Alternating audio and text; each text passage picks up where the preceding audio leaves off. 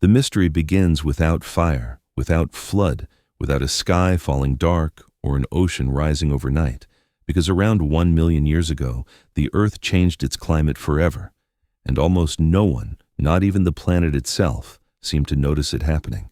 A transformation so quiet that it left no single scar, no sudden extinction, no legendary disaster, only a slow rearranging of rhythms that would come to govern ice, oceans, animals, and eventually human destiny. This story follows that invisible turning point, when the familiar pulse of the planet softened, stretched, and slipped into a deeper, slower beat, altering how ice ages came and went, how carbon lingered in the air, how landscapes breathed, and how early humans learned to survive not dramatic catastrophes, but long, patient uncertainty.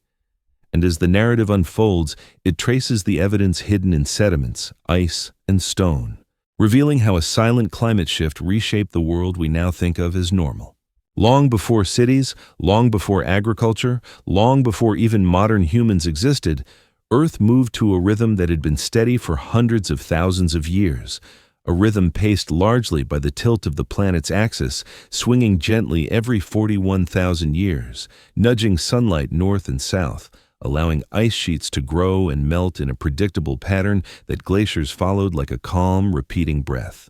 For nearly 2 million years, this pattern dominated the Ice Age world, shaping coastlines, opening and closing land bridges, and guiding the migrations of animals across continents, all while the climate oscillated within limits that life learned to expect. Then, somewhere around 1 million years ago, that familiar rhythm began to falter, not abruptly, not violently, but subtly, as if the planet hesitated, stretched the pause between breaths, and never quite returned to its old tempo. There was no single year when this happened, no sudden marker in the rocks that announces, here, the world changed, because the shift unfolded across tens of thousands of years, a slow drift rather than a sharp turn, and that is precisely why it remained hidden for so long.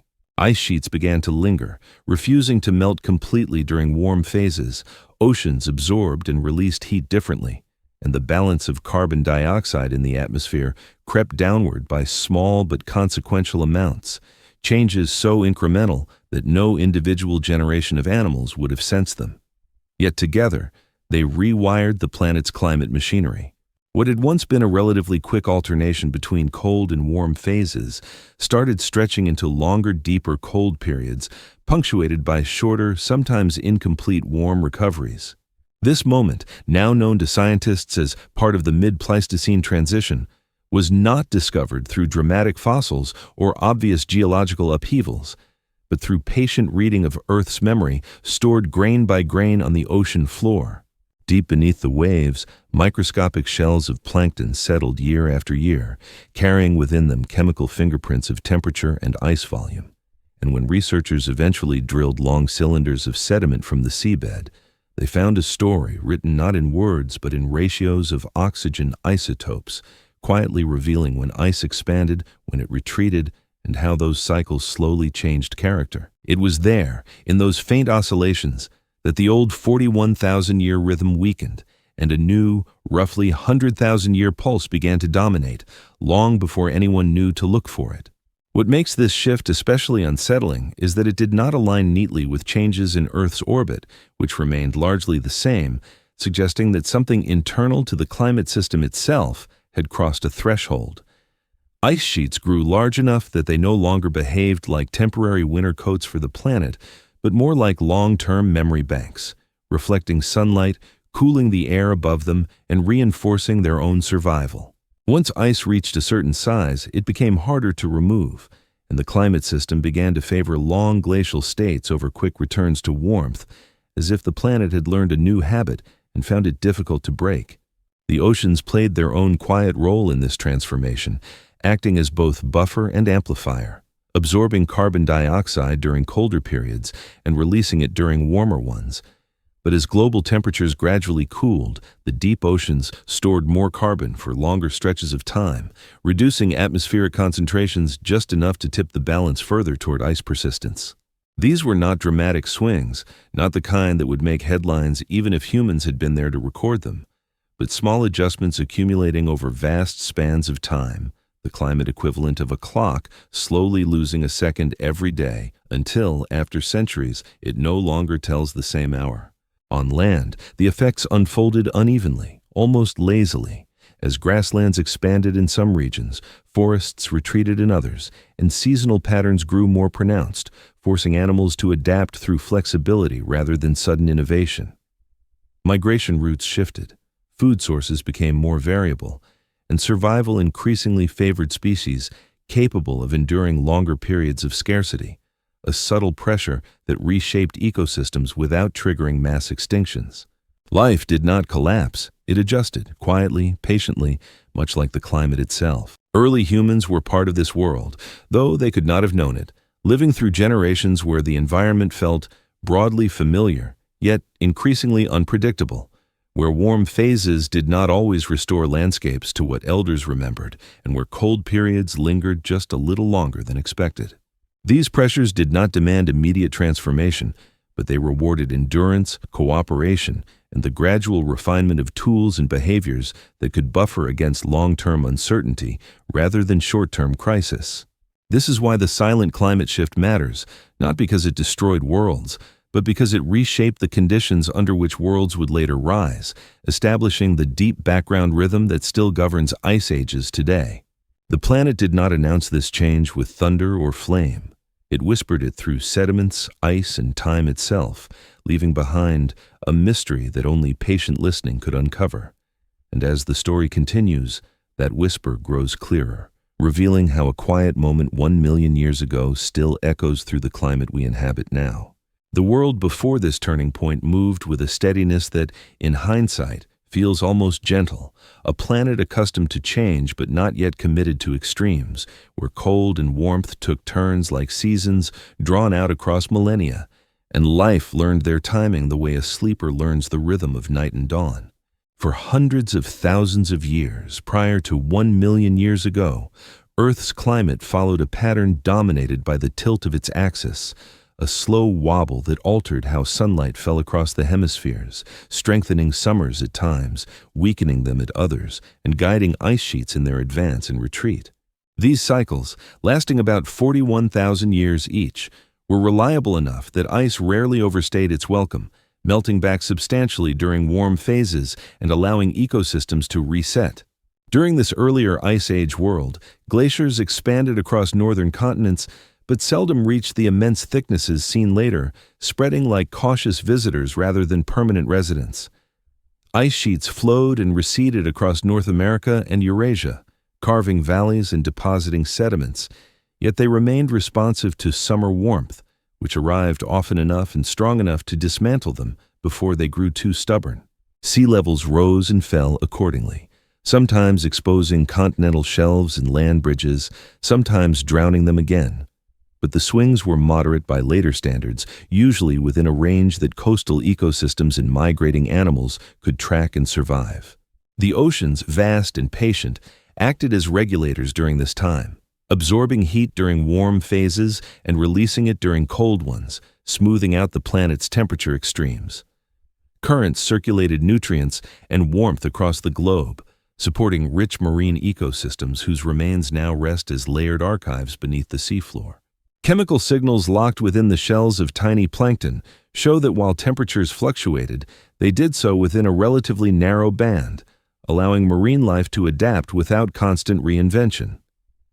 Carbon dioxide levels in the atmosphere, though lower than today's, oscillated gently, rising and falling in step with glacial cycles rather than drifting steadily downward. On land, ecosystems mirrored this rhythm, with grasslands expanding during cooler, drier periods, and forests reclaiming territory during warmer, wetter ones, a slow breathing of vegetation that reshaped habitats without erasing them. Large herbivores followed these shifting mosaics, migrating across open plains or retreating into wooded refuges as climates demanded, while predators adjusted their ranges accordingly. There was pressure, certainly, but it was cyclical rather than directional, encouraging resilience rather than forcing irreversible change.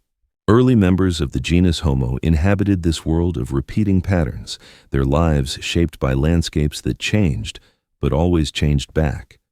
Tools evolved gradually, stone flakes becoming more refined, but these developments unfolded against a background of environmental familiarity, where seasonal resources might shift, but would return in recognizable forms. Water sources dried and refilled, plant communities waxed and waned, yet the overall structure of the world remained legible to those who learned it well. This predictability mattered because it allowed knowledge to accumulate across generations, passed down not just genetically but culturally, through learned behaviors and shared survival strategies. The climate system itself seemed content within this arrangement, with feedbacks that prevented extremes from locking in. Ice sheets reflected sunlight, cooling the planet, but their limited size meant they could be dismantled by sufficiently strong summers. Oceans stored carbon, but not for so long that atmospheric levels failed to recover during warm periods. Even dust blown from expanding drylands during cold phases played a role by fertilizing oceans and stimulating biological activity that drew down carbon only temporarily, maintaining a dynamic balance rather than a one-way descent. From the perspective of deep time, this was a stable instability, a world that changed constantly yet remained within bounds, where variation itself was the norm. It is tempting to imagine this phase as calm, but it was calm only in comparison to what came later, because even these earlier ice ages were powerful forces, reshaping continents and coastlines repeatedly. Still, the key difference lay in their reversibility, the sense that cold never quite won permanently, that warmth would always return with enough strength to restore something close to what had been lost. As the planet approached the million-year threshold, however, subtle tensions began to accumulate within this system, almost imperceptible at first. Ice sheets grew slightly thicker during successive cold phases, summers weakened just enough to leave remnants behind, and the oceans began holding onto carbon a little longer after each glacial maximum. None of these shifts alone would have seemed alarming, but together they hinted at a system inching toward a threshold where familiar rhythms might no longer guarantee familiar outcomes. The world before the turning point was therefore not a separate era abruptly replaced, but a prelude, a long preparation during which the climate system experimented, adjusted, and gradually loaded the conditions necessary for change. Life adapted to cycles, not knowing that the cycles themselves were quietly being rewritten. And as this section fades, the Earth stands poised at the edge of a transition so subtle that it left no monument, only a slow alteration in timing that would soon redefine what an ice age meant and how long the planet would remember its coldest moments. Around 1 million years ago, the Earth crossed a boundary that did not announce itself with rupture or collapse, but with hesitation, as if the planet briefly forgot the rhythm it had followed for ages, and, in that pause, began to move differently. This threshold was not a single date etched into stone, but a drawn-out interval during which familiar climate responses grew sluggish, summers lost some of their melting power, and ice learned how to endure. Scientists later identified this span as a pivotal moment because patterns visible across millions of years suddenly began to drift, marking a transition that reshaped the tempo of the ice ages without changing the fundamental forces that drove them. The orbital mechanics of Earth did not suddenly shift at this time, which is part of what makes the mystery so compelling. The tilt of the planet's axis continued its steady oscillation, the wobble of its orbit remained intact, and the timing of sunlight redistribution across the globe stayed largely the same. Yet the climate system responded differently to these familiar cues. What once produced regular advances and retreats of ice now resulted in longer glacial phases punctuated by warmer intervals that often failed to erase what cold had built. The rules had not changed, but the outcome had, suggesting that the climate system itself had crossed an internal threshold. One key factor lay in the gradual accumulation of ice over successive glacial cycles, a process so slow it would have been invisible without the long view of geological records. Each cold phase allowed ice sheets to grow a little larger, a little thicker, and each subsequent warm phase failed to remove them entirely, leaving behind a residual core that served as a foundation for the next expansion. Over time, these surviving remnants altered how ice responded to sunlight, increasing reflectivity and cooling the surrounding atmosphere, a feedback that favored persistence over disappearance. Ice was no longer just responding to climate, it was shaping it. At the same time, the global carbon cycle was drifting into a new configuration, not through sudden loss but through subtle rebalancing. Atmospheric carbon dioxide levels declined modestly, perhaps by only tens of parts per million, but in a system already near a tipping point that was enough to weaken warming phases. The deep oceans played a central role, storing carbon more efficiently during prolonged cold periods and releasing it more slowly during interglacials, effectively stretching the recovery time of the climate. What had once been a quick inhale and exhale became a long, shallow breath. This threshold also coincided with changes in how erosion and weathering interacted with climate, as growing ice sheets ground mountains into fine sediment, increasing the delivery of minerals to the oceans. These minerals fertilized marine life, enhancing biological productivity that drew additional carbon from the atmosphere and locked it away in deep-sea sediments. Again, no single process dominated, but together they nudged the system toward cooler conditions that reinforced ice persistence, creating a slow cascade of feedbacks that favored long glacial states. The significance of this million-year threshold lies not in a dramatic event, but in the realization that complex systems can change character without changing their drivers. Earth continued to receive the same orbital signals, yet its response evolved, much like a well-worn instrument that, over time, produces a deeper, slower tone from the same touch. This is why the transition remained hidden for so long, because it required comparing patterns across hundreds of thousands of years to see that something fundamental had shifted. For life on the planet, this change did not bring immediate catastrophe, but it quietly altered the background conditions that shaped survival. Longer cold phases meant extended periods of lower sea levels, broader exposure of continental shelves, and prolonged isolation or connection of landmasses that influenced migration routes. Ecosystems experienced longer stretches of stress, demanding endurance rather than rapid adaptation, and favoring species capable of weathering drawn-out scarcity. Early humans, living through these changes, would not have recognized the threshold they crossed, but they would have felt its consequences in the form of landscapes that took longer to recover and climates that seemed slower to forgive. Knowledge passed down through generations may have begun to lose some of its predictive power as familiar patterns stretched beyond living memory. This subtle erosion of expectation may have quietly selected for flexibility, cooperation, and technological buffering, traits that would later define human success. The million-year threshold was therefore less a moment than a realization, one that only emerged when scientists learned to listen to Earth's longest memories. It marks the point where repetition gave way to persistence, where cycles began to favor duration over symmetry. And as this section settles, the planet stands fully within a new mode of behavior. Its climate now governed by rules that would shape the remainder of the Ice Age world, setting the stage for rhythms slower, deeper, and far more consequential than those that came before. As the planet settled into its new mode, the Ice Ages themselves began to behave differently, not through sudden expansion, but through a gradual reorganization of timing, depth, and recovery that gave cold a longer voice in Earth's story. The familiar 41,000-year rhythm did not disappear entirely, but it lost its dominance, becoming overlaid by longer cycles that stretched glacial periods toward 100,000 years, transforming what had once been relatively balanced oscillations into drawn-out descents into cold, followed by hesitant, often incomplete returns to warmth. This change in pacing altered the very character of the Ice Ages, making them feel heavier, slower, and more asymmetric. In this new rhythm, ice sheets advanced patiently, accumulating mass over many tens of thousands of years, spreading farther south and thickening more than before. Yet when warming phases arrived, they did not retreat with the same enthusiasm. Summers grew slightly weaker in their ability to dismantle ice, partly because larger ice sheets reflected more sunlight back into space, cooling the atmosphere above them and blunting the seasonal warmth that once guaranteed their collapse.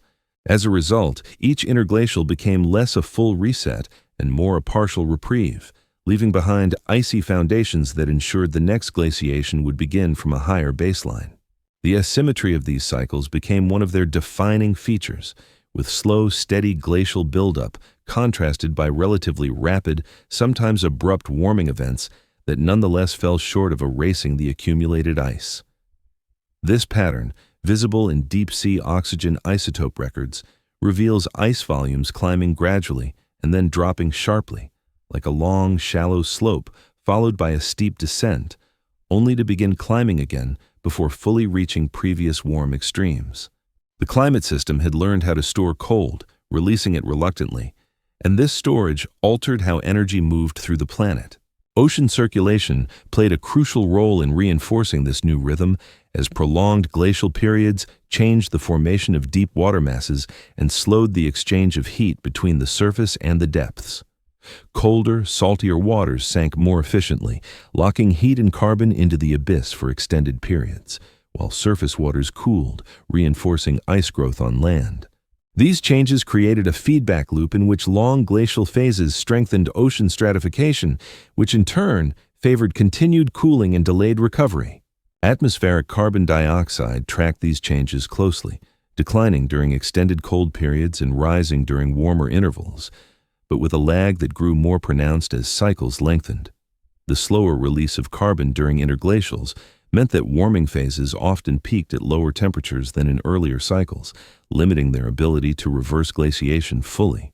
Small differences in carbon concentration, measured in tens of parts per million, translated into substantial changes in global ice volume, illustrating how sensitive the climate system had become to subtle shifts. For life on Earth, these longer cycles meant prolonged adaptation to cold-dominated conditions, with ecosystems experiencing extended periods of lower sea levels, expanded drylands, and compressed habitable zones. Coastal plains remained exposed for tens of thousands of years at a time, reshaping migration corridors and ecological connections, while mountain glaciers advanced and retreated on timescales that exceeded individual lifespans by orders of magnitude. The environment became something inherited rather than witnessed, its changes too slow to observe directly, yet powerful enough to define survival strategies. Animals responded to this new tempo by emphasizing endurance, mobility, and dietary flexibility, traits that allowed them to persist through long cold phases without requiring rapid evolutionary leaps. Some species expanded their ranges across newly exposed lands, while others retreated into refugia where conditions remained tolerable, surviving not through dominance but through patience. Extinctions were not immediate, but the prolonged stress began to narrow options, setting the stage for later, more dramatic losses when additional pressures arrived. Early humans lived within this stretched rhythm, experiencing climates that remained stable in their coldness for many generations, making long-term planning and social knowledge increasingly valuable. Resources became less predictable on short timescales, but more predictable on very long ones, favoring strategies that smoothed risk across years rather than exploiting brief windows of abundance. The slow cadence of these new ice ages quietly shaped behavior, encouraging resilience and cooperation over opportunism. The reorganization of glacial rhythms thus represents one of the most profound, yet understated changes in Earth's climate history. A shift not in the presence of ice, but in how long ice stayed, how deeply it shaped landscapes, and how reluctantly it let go. As this section draws to a close, the planet moves fully within this slower heartbeat, its climate now governed by cycles that would dominate the next several 100,000 years, leaving their imprint on every ocean basin, every continent, and every lineage that endured their patient, persistent cold.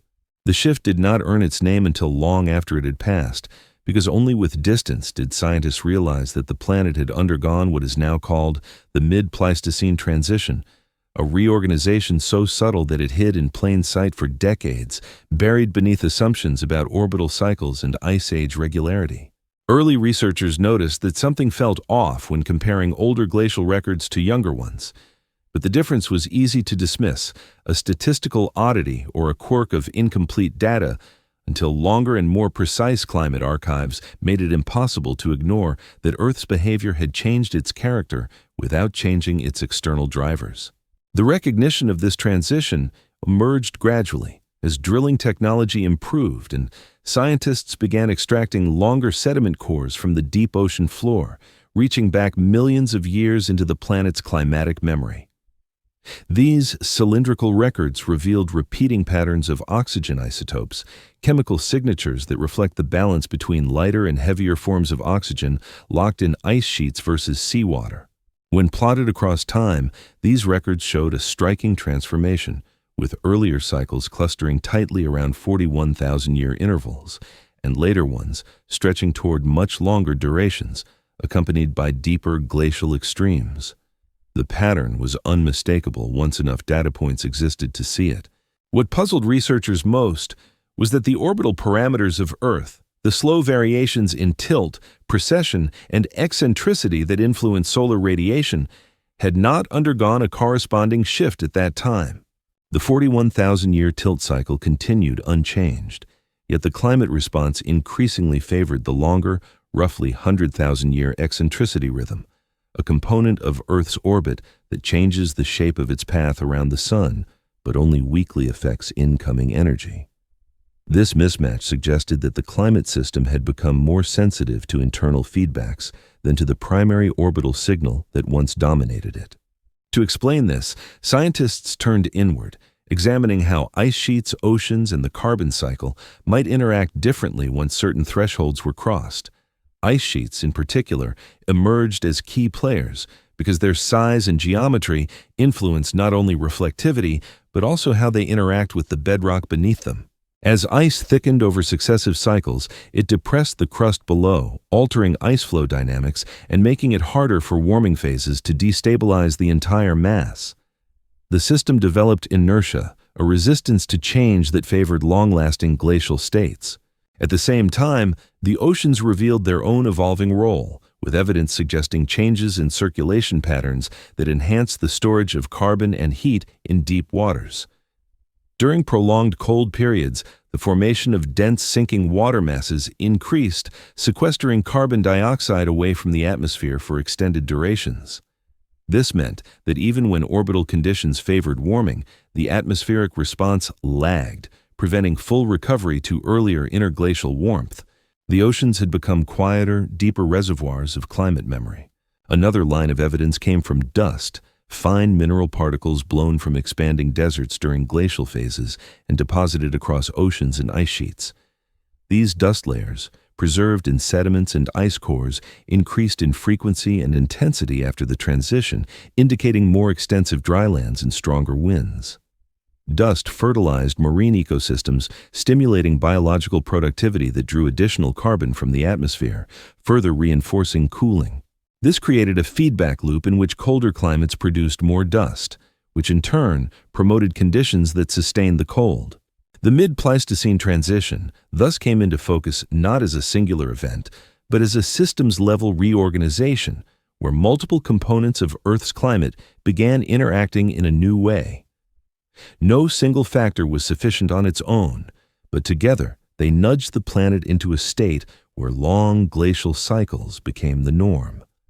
The climate had not broken. It had matured into a different mode, one less forgiving, more persistent, and more influenced by its own history.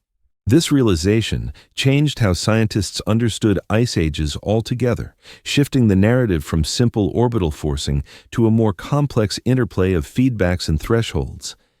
It revealed that Earth's climate can respond non-linearly to gradual changes, crossing points of no easy return even when external conditions remain familiar.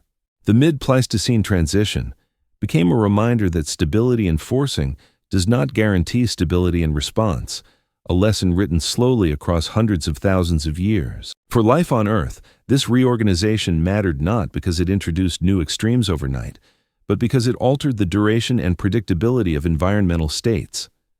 Longer glacial phases meant longer periods of reduced habitats, extended isolation of populations, and prolonged challenges that tested endurance more than adaptability. Species that thrived in earlier cycles found themselves facing climates that did not quickly revert, reshaping evolutionary pressures in quiet, persistent ways. Early humans, living through the latter part of this transition, inherited a world already operating under these new rules, where the background rhythm of climate favored patience and resilience. The tools and behaviors that emerged during this time were shaped not by sudden shocks, but by the need to endure long stretches of sameness, punctuated by rare opportunities for expansion. The mid-Pleistocene transition thus stands as a turning point not only in climate history, but in the conditions that framed human evolution itself.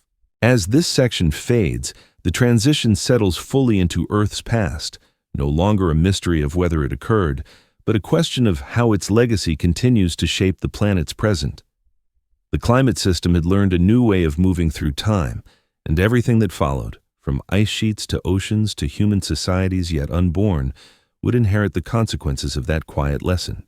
The oceans, vast and seemingly still, carried the memory of this change more faithfully than any mountain or glacier, because while ice advances and retreats erase their own footprints, the seafloor accumulates history without interruption, layer upon layer, year after year, holding a continuous record of how the planet breathed.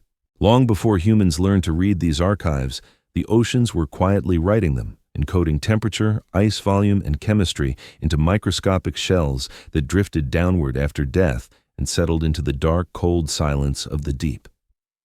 It is here, in these sediments, that the silent climate shift 1 million years ago becomes unmistakably clear. Each layer of seafloor sediment contains the remains of plankton that lived near the ocean's surface, organisms that built their shells using oxygen from seawater, locking in a ratio of heavy to light oxygen isotopes that reflects how much water was trapped in ice sheets at the time. When glaciers grow, they preferentially store lighter oxygen, leaving the oceans enriched in heavier forms, a subtle signal that can be measured millions of years later. As scientists extracted longer and deeper cores from the ocean floor, they saw that before the transition, these isotope ratios oscillated regularly and symmetrically, mirroring the familiar 41,000-year rhythm of glacial cycles. After the transition, however, the pattern changed, with peaks growing taller and valleys deeper, and the spacing between them stretching out unevenly, revealing longer glacial periods and more abrupt recoveries. The oceans had recorded this shift faithfully, not as a sudden jump, but as a gradual bending of the rhythm, a slow elongation of time between moments of warmth. This record showed that the climate system did not simply flip a switch, but slid into a new mode over hundreds of thousands of years, with each cycle reinforcing the next. Beyond oxygen isotopes, the oceans preserved other clues as well, including changes in carbon chemistry that revealed how the global carbon cycle evolved during this period. Tiny shells and organic fragments carried signatures of dissolved carbon dioxide levels, indicating that during prolonged glacial phases, more carbon was being stored in deep waters rather than circulating freely through the atmosphere. This sequestration reduced greenhouse warming during interglacials, limiting their intensity and duration, and reinforcing the persistence of ice on land. Ocean circulation itself also shifted subtly, influenced by the expanding ice sheets and cooler global temperatures. Colder surface waters became denser, sinking more readily and driving stronger formation of deep water masses, particularly in high-latitude regions. This process ventilated the deep ocean less frequently, allowing carbon-rich waters to remain isolated for longer periods. Heat, too, was locked away, reducing the ocean's ability to rapidly redistribute warmth during interglacial phases. Sediment layers also captured changes in dust deposition, revealing an increase in wind-blown minerals reaching the oceans during extended cold periods. These dust inputs fertilized marine ecosystems, stimulating plankton growth that drew additional carbon from surface waters and sent it downward as organic matter sank. Over time, this biological pump became more effective, further lowering atmospheric carbon levels and strengthening the planet's commitment to colder conditions. What makes the ocean record so powerful is its continuity, because unlike ice cores that melt and reform, or landforms that erode, the deep seafloor preserves an unbroken narrative stretching back millions of years. It shows that the silent climate shift was not localized or regional, but global, affecting every ocean basin and linking polar ice, tropical seas, and atmospheric chemistry into a single evolving system. The oceans did not merely respond to climate change, they shaped it, acting as both archive and engine. For life in the seas, these changes unfolded gradually, favoring species capable of tolerating cooler waters and variable nutrient conditions. Marine ecosystems reorganized without collapsing, adjusting food webs and migration patterns to the new climate rhythm. The continuity of ocean life mirrored the continuity of the sediment record itself, emphasizing adaptation over extinction, persistence over disruption. For early humans, the ocean's memory mattered indirectly through its influence on climate stability and sea levels that shaped coastlines and migration routes. Prolonged glacial phases meant extended periods of lower seas, exposing land bridges and reshaping the geography of movement across continents. These changes occurred slowly enough to be incorporated into lived experience, but decisively enough to redefine the map of the world over deep time. As this section settles, the oceans remain what they have always been, vast, quiet witnesses to planetary change, holding within their depths the story of how Earth learned a slower rhythm. Long after ice sheets have melted and landscapes have shifted beyond recognition, the seafloor still carries the imprint of that ancient transition, reminding us that the most profound changes often leave their clearest traces, not where we live, but far below in the places we rarely see. As the oceans quietly deepened their memory, the air above them changed as well, not in dramatic plunges or sudden collapses, but through a slow, almost hesitant, drifting downward of atmospheric carbon dioxide that subtly reshaped the planet's balance. Around 1 million years ago, CO2 levels did not crash. They eased step by step, cycle by cycle, moving from a range that once allowed warm periods to fully reset the climate toward a lower baseline where warmth arrived, weakened, and left early. This gradual decline was small enough to escape notice in any single lifetime, yet large enough to alter the fate of ice sheets and the length of glacial ages. Before this transition, interglacial periods regularly pushed atmospheric carbon dioxide high enough to drive strong warming, helping ice sheets melt back substantially and restoring coastlines, forests, and rainfall patterns to familiar forms. Afterward, peak CO2 levels during warm phases were often tens of parts per million lower, a difference that might sound trivial, but in a climate system already balanced on the edge, it meant the difference between full retreat and the stubborn survival of ice.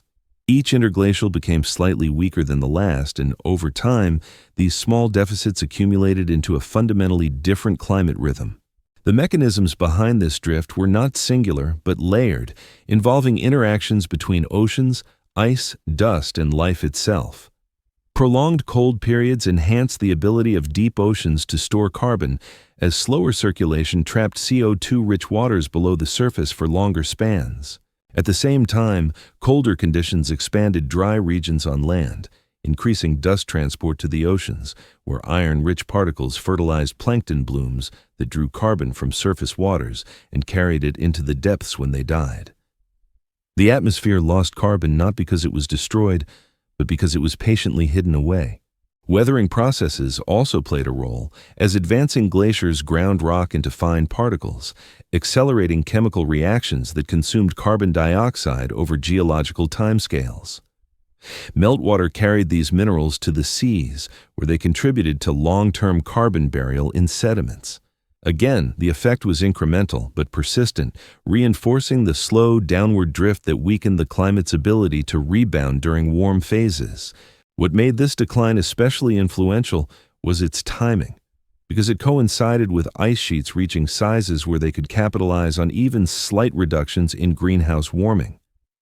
Lower CO2 meant cooler summers meant less melting, and less melting meant larger ice sheets that reflected more sunlight, feeding back into further cooling.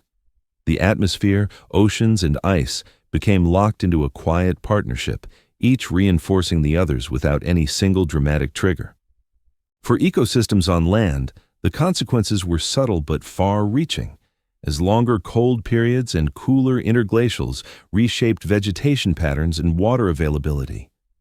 Grasslands spread in some regions, while forests struggled to fully re-establish in others, creating patchier landscapes that favored adaptable species. The climate no longer returned to the same warm baseline each cycle, and living systems had to adjust to this slow ratcheting effect, learning to survive in a world where recovery was incomplete. Early humans lived under this thinning blanket of carbon dioxide, unaware of the chemistry shaping their world, but sensitive to its effects in the form of cooler climates, longer dry spells, and landscapes that took longer to regenerate. These conditions did not demand immediate innovation, but they rewarded planning, social cohesion, and the ability to endure long periods of marginal productivity. Survival increasingly depended on smoothing scarcity across years rather than exploiting brief abundance. The story of atmospheric carbon during this time is therefore not one of collapse, but of quiet constraint, a narrowing of climatic possibilities that guided the planet toward longer ice ages and deeper cold. Carbon drifted lower not as a catastrophe, but as a consequence of the system learning how to hold on to its cold. And as this section fades, the air itself becomes part of Earth's long memory, carrying forward the imprint of a million-year-old decision that continues to shape the climate's limits today. As atmospheric carbon slowly thinned and oceans deepened their hold on heat, the ice sheets themselves began to change in character, transforming from seasonal responders into long-term archives of cold, capable of remembering winters long after the sun had tried to erase them. Ice no longer behaved as a temporary visitor to the continents. It became a resident, thickening, spreading, and learning how to survive warmth. Around and after the million-year mark, ice sheets gained what scientists describe as memory, an internal inertia that made each glacial cycle build upon the last rather than starting anew. This memory emerged because ice sheets reached a critical size where their interaction with the land beneath them fundamentally changed. As ice accumulated over tens of thousands of years, its immense weight pressed down on the crust, depressing entire regions by hundreds of meters. This sinking lowered the ice surface into colder air, reducing melting and stabilizing the ice mass even during warmer periods. When interglacial warmth arrived, melting occurred mostly at the margins, while the thick interior endured, protected by altitude, cold air, and its own sheer mass. The shape and flow of ice also evolved as thicker sheets spread outward more slowly and responded less quickly to temperature changes. Ice became less like a thin blanket and more like a continent-scale system governed by its own internal dynamics rather than simply reacting to seasonal sunlight. Meltwater drained differently, basal friction changed, and ice streams developed patterns that favored persistence. Once established, these ice configurations were difficult to dismantle, even when orbital conditions favored warming. Reflectivity played a crucial role as well, because large ice sheets bounced significant amounts of solar energy back into space, cooling the surrounding atmosphere and reinforcing their own survival. This albedo effect created a self-sustaining loop. More ice led to cooler temperatures allowed ice to persist, and persistence allowed ice to grow thicker with each successive cold phase. What had once been a reversible system became increasingly resistant to change. This newfound memory altered how ice responded to warming, turning interglacials into partial thaws rather than full recoveries. Ice retreated, but not completely, leaving behind high-latitude cores that seeded the next glaciation. These remnants shortened the time needed for ice to re-expand and extended the duration of cold phases, reshaping the rhythm of the ice ages into the long, deep cycles that would dominate the late Pleistocene. The landscape beneath the ice felt these changes profoundly, as repeated loading and unloading of massive ice sheets flexed the crust, reshaping drainage systems and altering the course of rivers even after the ice retreated. Valleys deepened, plains warped, and sediment was redistributed on vast scales, leaving subtle geological scars that persist today. These processes unfolded slowly, but they locked the planet into a feedback system where geology, ice, and climate co-evolved. For ecosystems, persistent ice meant prolonged habitat compression, forcing plants and animals into refugia, where conditions remained tolerable for extended periods. Species adapted not to brief cold spells, but to long dominions of ice, developing behaviors and life strategies centered on endurance. Migration routes stabilized over long timescales, and ecological memory began to mirror the climatic memory of the ice itself. Early humans inhabited the margins of these frozen giants, experiencing climates that stayed cold long enough to redefine normality. Knowledge passed through generations increasingly reflected conditions that did not change back quickly, shaping expectations and survival strategies around long-term scarcity. Ice was no longer something that came and went within cultural memory. It became part of the background world, a stable presence shaping landscapes and lives alike. As this section softens toward its close, the ice sheets stand not merely as symbols of cold, but as keepers of time, holding within their frozen mass the memory of past climates and the power to shape future ones. They had learned to remember, and in doing so, they ensured that Earth's climate would never again return to the lighter, quicker rhythms it once knew. As ice learned to persist and climate rhythms slowed, the landscapes of the planet responded not with sudden collapse, but with gradual rearrangement, a quiet reshaping that unfolded over tens of thousands of years as vegetation, soils, and water systems adjusted to longer stretches of cold and incomplete warmth. The world did not transform everywhere at once. Instead, it shifted unevenly, continent by continent, latitude by latitude, creating a patchwork Earth where familiar environments lingered in some places while vanishing slowly in others.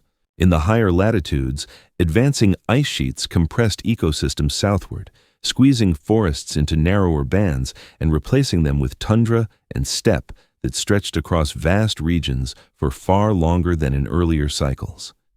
Where trees once returned reliably during warm phases, they now hesitated, struggling to reclaim territory before cold conditions reasserted themselves.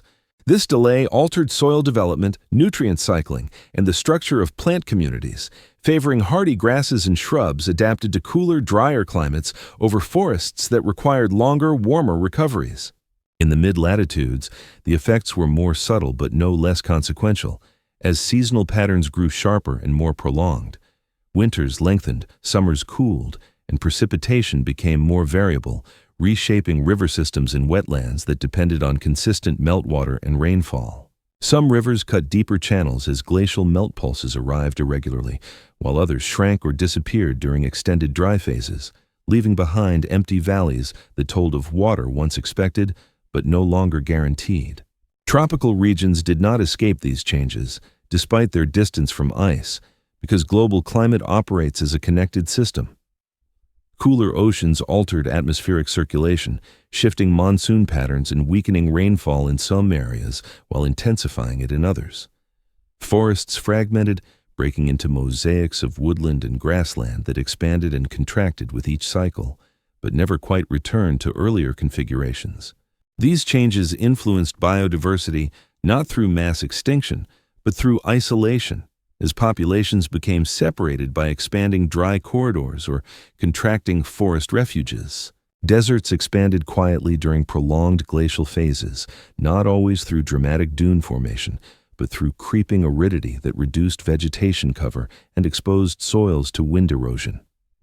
Dust storms became more frequent, transporting fine particles across continents and oceans, influencing climate and ecosystems far from their source. These dust-laden skies were not signs of sudden disaster, but of a planet adjusting to longer dry spells that stretched beyond any single generation's memory. Coastlines, too, transformed under the influence of extended cold, as sea levels remained lower for much longer periods than before. Continental shelves stayed exposed for tens of thousands of years, becoming stable landscapes rather than temporary corridors. Rivers carved deep channels across these plains, ecosystems developed upon them, and animals migrated across what would later become submerged worlds. When seas eventually rose again, they drowned not barren expanses, but fully formed environments shaped by long habitation. For plants and animals, these slow transformations demanded flexibility rather than innovation, persistence rather than speed. Species expanded their ranges where possible, retreated into refugia where necessary, and adapted their life cycles to environments that remained altered for long spans of time. Evolutionary change occurred, but it unfolded gradually, shaped by the steady pressure of prolonged conditions rather than sudden shocks. Early humans experienced these changing landscapes intimately, navigating territories that shifted in subtle but meaningful ways over generations. Familiar hunting grounds grew drier, water sources moved or vanished, and vegetation patterns altered the distribution of prey. Knowledge of the land became more valuable as conditions stabilized into long-lasting states, rewarding groups who remembered distant waterholes, seasonal pathways, and shelter locations that remained reliable across decades. This slow transformation of landscapes did not announce itself as crisis, but as adjustment, a reconfiguration of the world that quietly set the stage for future developments. By the time modern humans would later emerge, the planet's surface had already been reshaped by these extended rhythms, its ecosystems tuned to endurance and variability. As this section fades, the Earth stands altered yet familiar, its landscapes carrying the imprint of a million-year-old shift that taught them how to persist through long cold and incomplete warmth, shaping the living world in ways both subtle and profound. As landscapes adjusted and climates settled into longer cold dominions, animals responded not with dramatic waves of extinction, but with quiet recalibration, shifting behaviors, ranges, and life strategies to endure conditions that lingered far longer than before. The million-year climate shift did not suddenly sweep species from the planet. Instead, it stretched the challenges they faced, favoring those capable of patience, flexibility, and efficient use of resources over those dependent on rapid environmental recovery. Large herbivores adapted by altering migration patterns, tracking vegetation that now changed more slowly but remained altered for longer spans of time. Extended glacial periods meant grasslands and steppe environments persisted across wide regions, allowing grazing species to expand their ranges in some areas while retreating from others.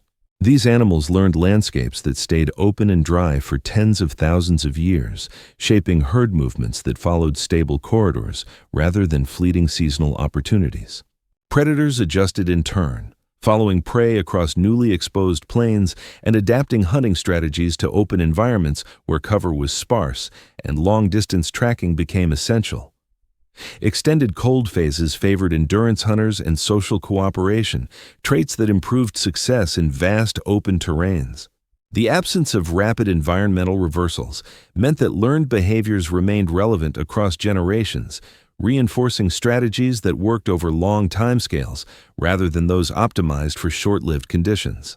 Smaller animals responded through shifts in reproductive timing, diet, and habitat selection, exploiting niches that emerged within prolonged cold and dry phases. Some species developed flexible feeding habits, switching between plant and animal resources as availability fluctuated within narrower bounds. Others retreated into microhabitats, such as sheltered valleys or forest remnants, where conditions remained relatively stable despite broader climatic shifts. Importantly, extinction during this period was not absent, but it was selective and gradual, affecting species unable to cope with extended stress rather than sudden catastrophe. The long duration of cold phases reduced the frequency of population rebounds, slowly eroding genetic diversity in less adaptable lineages. This process narrowed ecological options over time, setting the stage for later losses when additional pressures, including rapid warming events and eventually human expansion, entered the picture. Marine animals experienced their own quiet adjustments, as cooler ocean temperatures and altered circulation patterns reshaped nutrient availability and migration routes. Some species thrived in colder waters, expanding their ranges, while others retreated toward the equator or deeper waters. The continuity of ocean environments allowed many lineages to persist, but the reorganization of food webs favored species capable of exploiting changing productivity patterns driven by dust fertilization and nutrient cycling. For animals living through this shift, the challenge was not learning to survive a new world overnight, but learning to live in a world that stayed different for longer than memory could easily hold. Adaptation favored behavioral plasticity and social learning, allowing knowledge to be transmitted across generations about where to find food, when to migrate, and how to avoid risk in environments that no longer reset quickly. Early humans were part of this broader animal response, their survival intertwined with the fates of the species they hunted and competed with. They benefited from the stability of prolonged landscapes, which allowed accumulated knowledge of animal movements and resource locations to remain useful across lifetimes. At the same time, they faced the challenge of longer periods of scarcity, which demanded cooperation and sharing to smooth survival across extended cold phases. This era of animal adaptation without drama reveals an important truth about climate change in deep time. Not all transformative shifts arrive as disasters. Some reshape the world by altering duration rather than intensity, rewarding endurance over speed. As this section gently closes, the animal world stands reshaped but intact, its inhabitants adjusted to a planet that asked them not to outrun change, but to outlast it, setting the ecological stage upon which later chapters of evolution, including our own, would quietly unfold. Within this slowly changing world, early humans felt the pressure of climate not as a sudden threat, but as a persistent background force that quietly shaped their bodies, behaviors, and choices over many generations. Around and after 1 million years ago, early members of the genus Homo lived in environments that no longer reset quickly to familiar warmth, where cold phases lingered and recovery was partial, creating a world that rewarded long-term adaptability rather than short-term opportunism. The climate did not push them to the edge overnight, it leaned on them steadily, asking again and again whether they could endure. These early humans inhabited landscapes marked by variability stretched across time, where rivers shifted their reliability, vegetation zones stabilized into colder patterns, and prey animals followed migration routes that persisted for centuries. Survival depended less on reacting to abrupt seasonal changes and more on remembering where resources could be found during extended lean periods. Groups that could share knowledge across generations, teaching younger members about distant water sources, seasonal movements of animals, and sheltered refugees, gained a quiet advantage in a world that no longer forgave forgetfulness. Physically, these populations experienced pressures that favored efficiency and endurance, traits well suited to long-distance travel across open landscapes shaped by extended glacial conditions. Bodies that could walk and run economically over great distances conserved energy in environments where food was not always abundant. While dramatic anatomical changes did not occur suddenly, subtle refinements accumulated, supporting mobility, thermoregulation, and stamina rather than brute strength or specialization for narrow ecological niches. Cognitively, the demands of this climate rewarded planning and foresight, because extended cold phases reduced the margin for error. A failed hunt or missed migration could echo through many seasons, making cooperation and sharing essential for group survival. Social bonds strengthened not as cultural luxuries, but as survival tools, ensuring that risk was distributed across the group rather than borne by individuals alone. Over time, these pressures favored social structures capable of maintaining cohesion under prolonged stress. The archaeological record from this period reflects these quiet adaptations, showing gradual improvements in stone tool technology rather than sudden leaps. Tools became more standardized and versatile, capable of processing a wider range of resources, from animal carcasses to plant materials, allowing humans to exploit whatever the environment offered during long, cold intervals.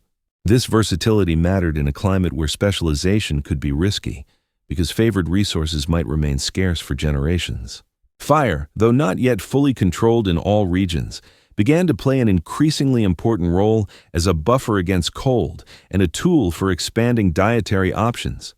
The ability to cook food improved energy intake, while warmth extended activity into colder conditions and offered protection in open landscapes. These advantages did not transform human life overnight, but they softened the harshness of prolonged glacial climates, making endurance more achievable. Importantly, the pressures imposed by this silent climate shift were not uniform across regions, meaning that different human populations adapted in different ways. Some groups remained tied to river systems and refugia, where resources were more stable, while others expanded into open steppe environments, following migrating herds across vast territories. This diversity of strategies reflected a species learning to live within long-term variability, experimenting with solutions rather than converging on a single path. The climate also influenced patterns of movement and isolation, as prolonged low sea levels exposed land bridges that remained open for tens of thousands of years. These corridors allowed populations to expand into new territories slowly, spreading knowledge and genes across regions that would later become separated again. Migration was not a response to crisis, but but a gradual exploration made possible by stable, long-lasting landscapes. Through all of this, early humans did not experience the million-year climate shift as a dramatic turning point, but as the normal world they inherited. Each generation adapted to conditions already shaped by the transition, unaware that the planet had once behaved differently. Their story during this time is therefore one of quiet resilience, of living within constraints that demanded patience, cooperation, and memory. As this section fades, early humans stand not as passive victims of climate, but as participants in its long conversation, shaped by a world that asked them to endure rather than escape. The pressures they faced were slow and steady, but they laid important groundwork for the behavioral flexibility that would later define humanity, echoing the planet's own lesson that survival often belongs to those who can adapt to change that arrives too quietly to notice. As early humans adjusted to a climate that lingered in its cold moods, the relationship between environment, technology, and survival quietly deepened, with fire and tools becoming not symbols of progress, but stabilizers in a world where predictability had thinned. The million-year climate shift did not demand sudden invention. Instead, it rewarded reliability, pushing humans toward strategies that could smooth life across long spans of scarcity rather than capitalize on brief moments of abundance. In this slower world, stability became more valuable than speed. Stone tools continued their gradual refinement, not through dramatic revolutions, but through careful optimization. Edges became more consistent, forms more repeatable, and techniques more transferable across generations, allowing knowledge to persist in environments that changed little from one lifetime to the next. These tools were not specialized for single tasks, but flexible enough to process meat, crack bones, scrape hides, and work plant materials, reflecting the need to exploit whatever resources remained available during prolonged cold phases. Versatility mattered more than perfection. Fire, increasingly central to survival, acted as an equalizer against climate uncertainty. Its warmth extended daily activity into colder hours, reduced the metabolic cost of staying alive, and made marginal environments more habitable. Cooking transformed tough or low-quality foods into reliable energy sources, buffering humans against fluctuations in prey availability and plant productivity. In a world where recovery between cold phases was incomplete, fire provided a form of control, allowing humans to reshape their immediate surroundings even as the broader climate remained indifferent. Environmental predictability also influenced how and where humans moved. Extended glacial phases stabilized landscapes for long periods, making migration routes, hunting grounds, and seasonal camps reliable across generations. This stability encouraged the accumulation of detailed environmental knowledge, with groups learning not just where resources were, but when they could be depended upon during long, cold intervals. Cultural memory grew in importance, preserving strategies that worked over decades rather than seasons. Social organization evolved alongside these technologies, as cooperation became essential for enduring extended scarcity. Sharing food, caring for the injured, and maintaining group cohesion were not optional behaviors, but adaptive responses to a climate that punished isolation.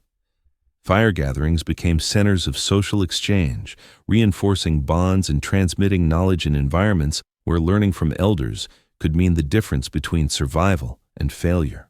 The slower rhythm of climate also shaped how humans interacted with risk. With fewer opportunities for rapid recovery, mistakes carried longer consequences, favoring cautious strategies over reckless experimentation. Tool designs that were easy to repair, fires that could be reliably maintained, and campsites chosen for long-term security rather than short-term gain all reflected this shift toward resilience. Survival became a matter of minimizing loss rather than maximizing reward. Importantly, these developments did not occur uniformly across all populations because regional climates varied in their expression of the broader shift. In some areas, fire and tools allowed humans to persist in colder, drier environments that would otherwise have been uninhabitable, while in others they reinforced success in more stable refugia. This diversity of responses highlights how technology interacted with climate as a mediator, translating environmental pressure into cultural adaptation rather than biological change. The archaeological traces from this period reflect continuity more than disruption, with tool traditions persisting for long spans of time and changing slowly in response to environmental demands. This continuity mirrors the climate itself, which no longer oscillated quickly, but settled into extended states that rewarded patience. Human culture began to echo the planet's tempo, moving in long arcs rather than sharp turns. As this section softens toward its close, firelight flickers against a backdrop of long winters and cool summers, illuminating tools shaped not for novelty, but for dependability. In learning to stabilize their lives within an unstable climate, early humans mirrored the Earth's own adaptation, finding ways to endure without needing the world to return to what it once was. This quiet alignment between technology and climate would become one of humanity's enduring strengths, carrying forward into the long chapters still to come. For all its scale and consequence, this enormous climate shift left no story behind, no legend whispered around ancient fires, no scar in the landscape that unmistakably declared a turning point, and this absence is itself one of its most revealing features. The silent climate shift 1 million years ago passed unnoticed, because it unfolded beneath the threshold of immediate perception, stretching across spans of time far longer than human memory, animal lifespans, or even cultural traditions could easily track. Change arrived not as an event, but as a new normal that slowly replaced the old without demanding recognition. Human memory, like that of most animals, is tuned to dramatic contrast, to floods, droughts, eruptions, and sudden cold snaps that disrupt expectations within a lifetime. The mid-Pleistocene transition offered none of these sharp edges. Each generation inherited a climate only slightly different from the one before, making it difficult to identify loss or transformation. What elders remembered as normal still seemed normal to their children, even if, across thousands of generations, the planet had drifted far from its earlier state. Geologically, the shift also avoided leaving a single defining marker, because it did not produce a global catastrophe that deposited a distinctive layer of ash, debris, or extinction. Ice advanced and retreated, seas rose and fell, dust accumulated and dispersed. But all of this happened gradually, woven into ongoing processes rather than interrupting them. The rocks recorded the change faithfully, but only as a pattern spread across time, not as a moment that could be easily named or dated without careful measurement. Even the ice sheets themselves, powerful as they were, erased much of their own history as they moved, grinding landscapes smooth and redepositing sediments elsewhere. Each new glaciation overprinted the traces of the last, blurring the record of how ice behavior had changed. Without the deep-sea sediments that preserved an unbroken archive, this transition might still be invisible, hidden beneath the illusion of repetition. For early humans, the absence of a clear beginning or end meant that adaptation occurred without awareness of what was being adapted to. There was no memory of a lighter climate to mourn, no baseline against which to measure decline. Instead, strategies evolved to suit the world as it was experienced, not as it had once been. The climate did not feel like a departure, it felt like reality, and this made endurance possible without despair. This is why no myth remembers the day ice learned to stay, why no oral tradition speaks of summers that once melted everything away. The change was too slow to inspire fear and too steady to demand explanation. It slipped beneath attention, shaping behavior and biology alike while remaining unnamed, unmarked, and unremembered. In a deeper sense, this forgetfulness reveals something fundamental about how planetary change operates. The most influential shifts are not always those that announce themselves loudly, but those that redefine boundaries so gradually that life adapts without realizing it has crossed them. The million-year climate shift did not overthrow worlds. It quietly rewrote the rules by which worlds would persist. As this section settles, the silence surrounding this transition becomes part of its meaning. The planet changed without asking to be noticed, and life adjusted without asking why.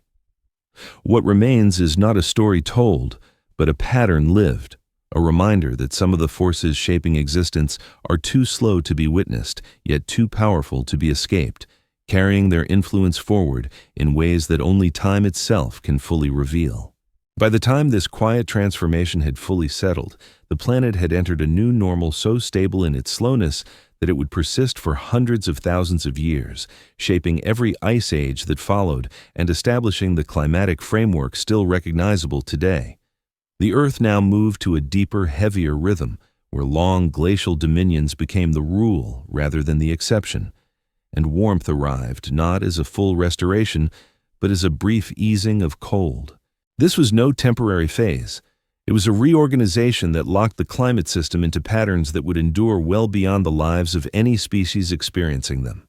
Under this new normal, ice ages stretched across roughly 100,000 years, with cold occupying most of that span and warmth appearing as comparatively short interludes. Ice sheets grew vast and persistent, carving landscapes, redirecting rivers, and reshaping continents repeatedly along the same pathways. Sea levels remained low for extended periods, exposing continental shelves long enough for ecosystems to fully establish themselves, only to be slowly submerged again when warmth finally returned. Geography itself became cyclical, but on a timetable slow enough to feel permanent within any given era.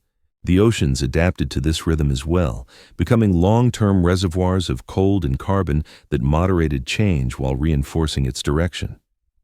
Deep waters circulated more sluggishly, holding on to stored carbon and heat for tens of thousands of years, delaying atmospheric recovery during warm phases. Surface currents adjusted to cooler global conditions, subtly reshaping weather patterns and redistributing rainfall in ways that favored some regions while constraining others. The oceans no longer simply responded to climate cycles, they sustained them. On land, ecosystems reorganized around endurance, with plant and animal communities learning to persist through long stretches of stability rather than frequent resets. Refugia became critically important, serving as reservoirs of biodiversity during extended cold phases and sources for recolonization when warmth briefly expanded habitable zones. Species interactions stabilized around these long-term patterns, creating ecological networks tuned to patience rather than rapid turnover. For humans, this new climatic normal became the only world they knew, a backdrop against which their evolution unfolded. Long glacial phases shaped migration routes, resource availability, and social organization, encouraging behaviors that could withstand prolonged scarcity and isolation. The predictability of long-term conditions allowed cultural knowledge to accumulate, passed down across many generations, embedding environmental understanding deeply into social structures and traditions. Technological development continued within this framework, not as a response to sudden change, but as a refinement of strategies that worked under persistent conditions. Tools, fire use, and social cooperation evolved in ways that complemented a world of long winters and brief summers, reinforcing humanity's ability to buffer itself against environmental constraints. Culture became a form of climate adaptation, extending human resilience beyond what biology alone could provide. This new normal also set the stage for later climatic drama, because the long glacial cycles it established would eventually interact with other forces, including rapid warming events and the arrival of modern humans capable of reshaping ecosystems at unprecedented scales. The stability of the system made it powerful, but not immutable, and its very persistence created conditions where future disruptions could have far-reaching consequences. What is striking about this phase is how ordinary it would have felt to those living within it. A world dominated by ice and long cold stretches would not have seemed exceptional. It would have felt like the way things were meant to be. The idea that climate could behave differently lay far outside lived experience, buried in a past too distant to imagine. As this section gently closes, the planet rests within this established rhythm, its climate system humming with a slow, steady cadence learned 1,000,000 years earlier. The silent shift has done its work, setting boundaries, shaping possibilities, and defining the stage upon which the final chapters of the Ice Age world will play out, carrying its influence quietly forward into the present and beyond. The ending of this story does not arrive with resolution, because the quiet climate shift of 1,000,000 years ago never truly ended. Instead, flowing forward through time, its influence thinning but never disappearing, like a low note held beneath every later change. What began as a subtle hesitation in Earth's rhythm became the background pulse of the planet, shaping ice ages, landscapes, and life long after the moment of transition itself faded into irretrievable deep time. The silence of that shift is precisely why it still matters, because it continues to define the boundaries within which all later climate stories unfold. Every glacial cycle that followed inherited the rules set during this phase, with long cold dominions, persistent ice sheets, and brief imperfect warmings repeating again and again. The rise and fall of sea levels that shaped coastlines, drowned plains, and exposed migration routes all traced their timing back to that earlier reorganization. Even the dramatic warming that ended the last ice age, the one that allowed agriculture and civilization to emerge, occurred within a system already conditioned by 1,000,000 years of slow, glacial persistence. Modern humans, though separated from this transition by immense spans of time, are still living within its legacy. The structure of Earth's climate system, the way ice responds to warming, the sensitivity of carbon dioxide levels, and the feedbacks between oceans and atmosphere all reflect patterns established during that silent shift. When scientists study ice cores, ocean sediments, and ancient shorelines, they are not merely reconstructing the past, they are tracing the outline of a system that still governs the present. There is a quiet lesson embedded here, one that resonates beyond geology and into human experience.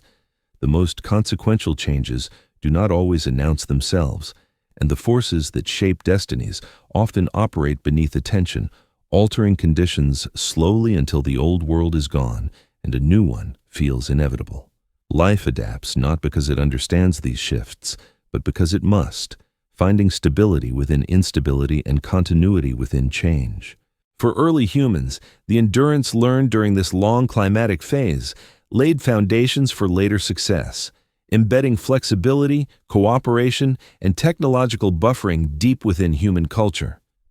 For ecosystems, the slow rhythms favored resilience over speed, persistence over dominance, shaping communities that could survive drawn-out stress rather than brief crises. The planet itself learned how to hold on to cold, how to remember its past, and how to let that memory guide its future behavior. As this final section softens toward rest, the imagery fades not into catastrophe, but into continuity. Ice advancing and retreating, oceans circulating slowly, carbon drifting through air and water, all moving within a rhythm set long ago.